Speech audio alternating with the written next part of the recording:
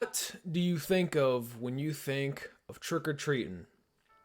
Probably great times with friends and family, going door to door with your best pals, leaving with a great bag full of treats. Of course, Halloween is supposed to be scary. It's supposed to massage your spine with chills. But what happens when Halloween, what happens when trick-or-treating takes a dark turn and things go wrong? We're going to figure that out here today, right now, by listening to a few stories, trick-or-treat stories animated. This is like this has almost 5.5 million views. So they must be some amazing, true, very true, scary stories. Now, before I watch these animated horror stories about trick-or-treating, I want to say something about animated horror story channels. They have some weird thumbnails. I was surfing through, I was shuffling through the plethora of animated horror stories about Halloween to watch, and the thumbnails they have for some of them are really messed up. People with their heads chopped off and blood everywhere don't get taken down. If you want to see for yourself, go to the YouTube search bar and just look up animated scary stories or animated horror stories and look at some of the freaking thumbnails they have for that stuff. I'm assuming, at least I'm assuming these are stories about when things go wrong, when things go bad, people get hurt, the razor blades are in the chocolate, the crack and the weed are in the Snickers. Scary trick-or-treating stories animated. Trick.or.treat.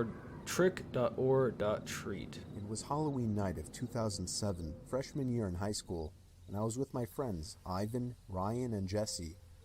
We were all dressed as the Super Mario characters.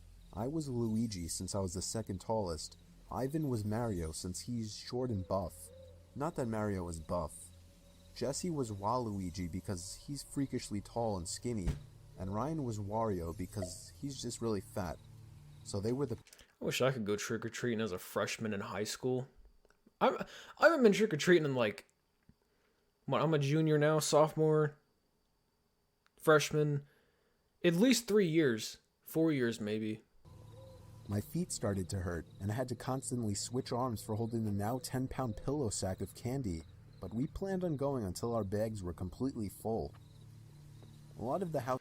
Yeah, that's a nice haul. I remember when I was a kid, we most every Halloween, when we'd go out, I'd have me and like 4 or 5, sometimes less than that, 3, 4, 5 of my best buds. And man, we could clear a town in seconds.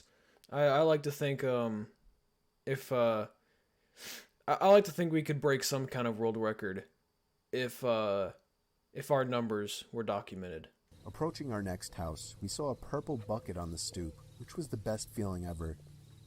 I was the one to get close enough to realize it was empty, which was the worst feeling ever. I turned around when I heard a knock at the window of the house. We all looked at the window. Couldn't see anyone, but heard someone call out, "Wait." The door opened and an older man, late 40s, already balding, stepped outside. First of all, this Mario guy you have with you, he looks ticked off. From the very beginning when you guys came out here, he looked enraged. He looks like he does not want to be here. I'm pretty sure they forced him out here against his will. Second of all, the old guy, Jesus, that probably was really loud. The old guy that walked out of the house, he looks like that one old guy from that one movie. I forget what it's called now, but I think he was like a veteran, and the kid next door like steals his car or something, and then he like works for the guy and he like cleans his car and all that. I forget what the movie's called. I remember watching it, but he looks like that old guy. He told us to come inside so he can get us some more candy. That's not suspicious. We could just wait out here. He responded saying something along the lines of, "Nonsense, come on in, we'll get you your candy." Ivan stepped in and said, "It's alright. Come on, Dan, let's go. I told the guy to take care and apologized. He just stood there watching as we walked off. What? Not Who's behind saying him? anything. That's his I cat. felt bad, but at the same time, that guy seemed like a creeper, and I figured I just dodged a bullet not going in there. Fun fact, I actually know a guy who told me a scary story about trick-or-treating. By the way, this video is by Llama Arts. Llama Arts, you want to animate this story, go ahead. It's practically the same thing as this, but, yeah, but practically the same thing. They were going around trick-or-treating, and this guy was like, hey, come on inside.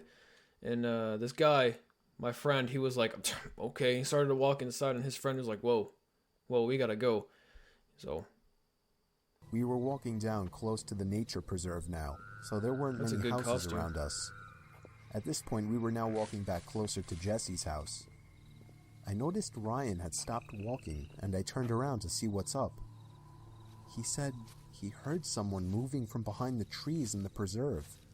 Now, this was before everyone's phones had flashlights, so we couldn't just go searching in the woods for someone. Besides, we were just telling Ryan that it must have been a raccoon or something. You may think this is a bit of a cliche, but when things like this happen in real life, you always assume the more logical possibility. It's just natural. Why would we assume we were being followed? I was thinking about that a few days ago. Like, anytime you hear like a bump in the night, or you hear something that kind of startles you, but you like quickly explain it to yourself inside your head, how many times has that noise or that thing you thought you saw or heard like hasn't been what you justified it as in your mind? Like, what if there was another person there? What if there is a ghost there? That'd be kind of cool to know. A little ways down the street, me and Ivan picked up on the sound as well. When we all stopped, the sounds of the footsteps from beyond the trees stopped as well. Ivan yelled at the obvious stalker to go away, or we would beat the shit out of them. I knew he was just bluffing, though. I could hear the nervousness in his voice. The snap of a twig from beyond the trees triggered a fight-or-flight response in all of us. Me, Jesse, and Ryan all ran for it. Ivan was at first charging to attack, but he quickly followed after realizing we had all taken off. We ran down the dark street, and we all noticed the sounds of at least 2 or 3 pairs of footsteps crushing the twigs and leaves in the woods. We banked it hard right down Jesse Street when it finally came up, and ran straight for his backyard, entering his house through the back door. The first thing we did was peek out through his living room window. We couldn't see anyone. How fast is this old man? I mean, not to judge old people. I mean, I've seen some pretty athletic old people, but I mean, geez. And how stealthy is this old man? Followed these kids for like a good while without them noticing until he like stepped on them.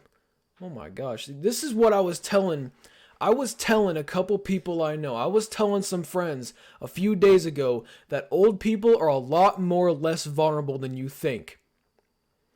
That's why I'm almost like kind of excited, looking forward to being an old man. Because when you get old, after you pass like the age of like late 50s, early 60s, everyone just, he's not a danger. What is he going to do? Right? And that's like a superpower. For everyone to think that you're super like vulnerable and weak, but the second that they mess with you, someone's getting hurt. Do not mess with old people. They will pummel you to the ground harder than anyone you'll ever meet. We all had to gather our thoughts and discuss what the hell just went down in his living room, when all of a sudden we heard Jesse's backyard gate slam shut. Jesse dove to turn off the lights. There was a click and a bang from down in the den. It was more than likely Jesse's back door. We all agreed to go down armed with knives and face them. Jesse turned on his back door light, but there was nobody out there. Just then the front door opened, and we all screamed like animals. Okay, before they reveal who's coming after them, why didn't you lock the door? They ran to this house. They ran to their house because someone was chasing them, and they didn't think to lock the doors. I mean, most of the doors in my house are locked already. But these guys live in a neighborhood and someone's chasing them? I don't know. I'm not calling these guys a liar like their story's fake, but that's kind of suspicious. Jesse's mom and sisters came rushing downstairs. They had just gotten home from their I was friend's gonna little ask if house their party. parents were home. We all rested assured knowing it was just them. Jesse explained what happened, but made it seem a lot less dramatic. Me and Ivan went home after that and called it a night. At 12:30 a.m., I got a disturbing text message. It was from Jesse. It said, "It wasn't my mom." I texted back saying, "What?" He responded back quickly, saying, "It wasn't my mom in the backyard." My fingers slammed the buttons on my phone, responding back, "What do you mean?" There was a long pause before he finally told me that his mom and sisters said they never went in the backyard. I told him to immediately check the backyard from his upper deck. He had already done just that. He also told his mom everything, and she had already called the police. They didn't find any. What is it? Oh, okay. It said that he told his mom everything, and I thought he was still in his Luigi costume. There, but Jesse did mention the. Also, I can respect another man who uses a flip phone. I don't use a flip phone anymore, but my very first phone when I was pretty young, it was my dad's flip phone. Us in while trick-or-treating. Nothing ever became of that, and nothing ever happened at Jesse's house again after that one Halloween night. What? Okay. That's an interesting outro, but I like it. Okay, well, I was mistaken. I thought this was gonna be a compilation of scary Halloween stories, but it was just the one.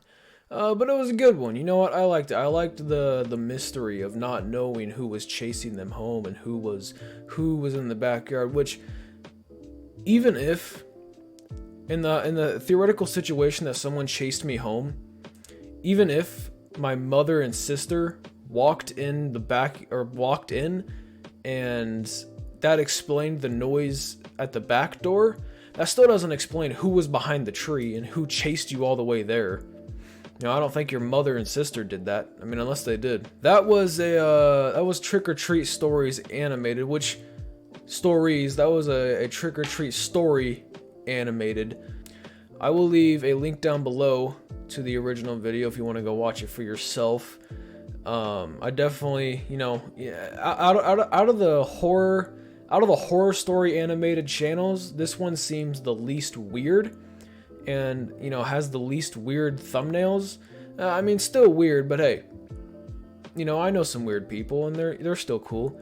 Hope you guys did enjoy. If you did, you can check out my other videos. You can check out the scary TikToks I reacted to yesterday.